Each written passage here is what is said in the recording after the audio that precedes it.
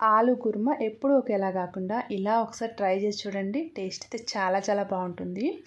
ఇలా ఆలు కుర్మా ప్రిపేర్ చేసుకొని ఏదైనా రసంతో తిన్నామంటే భలే టేస్టీగా ఉంటుంది. తక్కువ ఇంగ్రీడియంట్స్ తోటి ఈ కుర్మా టేస్టీగా ప్రిపేర్ చేసుకోవచ్చు. దీనికోసం ఆలుగడ్డలని శుభ్రంగా వాష్ చేసి సగాన కట్ చేసుకుని ఉడికించుకోవాలి. చల్లారిన తర్వాత పొట్టు తీసి ఇలా ముక్కలుగా కట్ చేసుకుని పక్కన పెట్టుకోవాలి. నెక్స్ట్ స్టవ్ ఆన్ చేసి కడాయి పెట్టుకొని ఒక 3 లేదా 4 స్పూన్ల ఆయిల్ వేసుకొని ఆయిల్ కాస్త వేడెక్కిన తర్వాత పోపు దినుసులు ఒక 2 స్పూన్లు వేసుకున్నాను. ఆవాలు, జీలకర్ర అండ్ మినపప్పు, పచ్చిశనగపప్పు కలిపి 2 స్పూన్లు వేసుకున్నాను. ఇందులోనే కొన్ని ఎండుమిరపకాయ ముక్కలు కూడా వేసుకొని లైట్గా ఫ్రై అయిన తర్వాత కొంచెం కరివేపాకు కూడా వేసుకుంటున్నాను. కరివేపాకు కొంచెం చిటపట అన్న తర్వాత ఇందులోకి మనకి నచ్చితే జీడిపప్పు వేసుకోవచ్చు. ఆప్షన్ అనమాట. జీడిపప్పు ఖచ్చితంగా వేయాలని ఏం లేదు. నేనైతే కొన్ని జీడిపప్పు పలుకులు వేసుకుంటున్నాను. జీడిపప్పు వేసిన తర్వాత తొందరగా కలర్ చేంజ్ అయిపోతుందండి.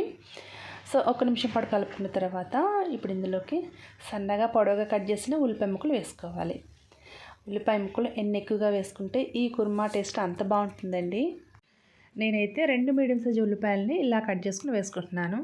ఉల్లిపాయ ముక్కలు ఫ్రై చేసేటప్పుడు మంటను మీడియం ఫ్లేమ్లో పెట్టి నిదానంగా ఫ్రై చేసుకోవాలి.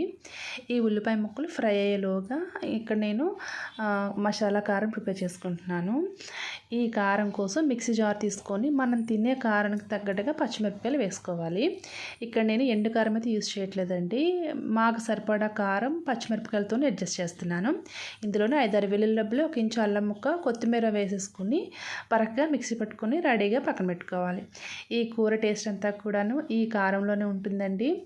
చూడండి, ఉల్లిపాయ ముక్కలు కూడా ఫ్రై అయినాయి కదా. ఇప్పుడు ఇందులోకి పసుపు కూడా వేసుకొని ఒకసారి కలిపేసుకోవాలి.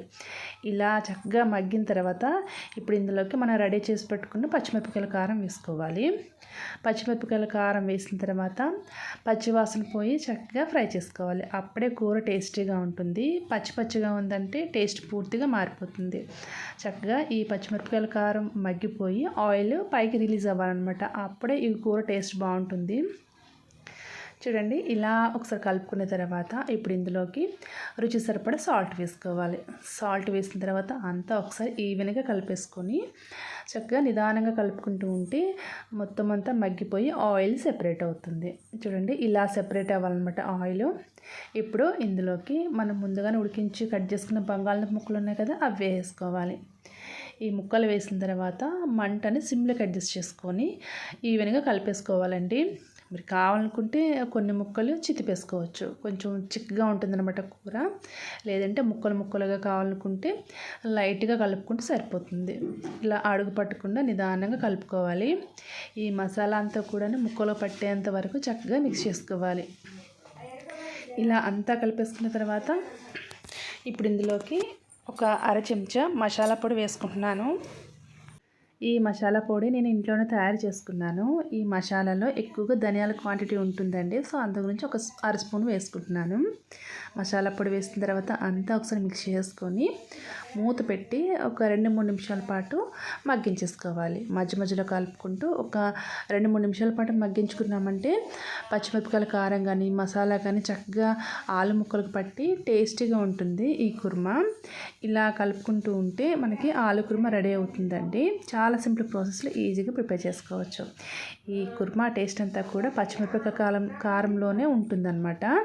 సో ఇలా రెడీ అయిన తర్వాత స్టవ్ ఆఫ్ చేసి సర్వ్ చేసుకోవడమే. చాలా సింపుల్ అనమాట. ఎప్పుడూ ఒకేలా కాకుండా అప్పుడప్పుడు ఇలా కూడా ట్రై చేయండి. టేస్ట్ అయితే నిజంగా నెక్స్ట్ లెవెల్లో ఉంటుంది.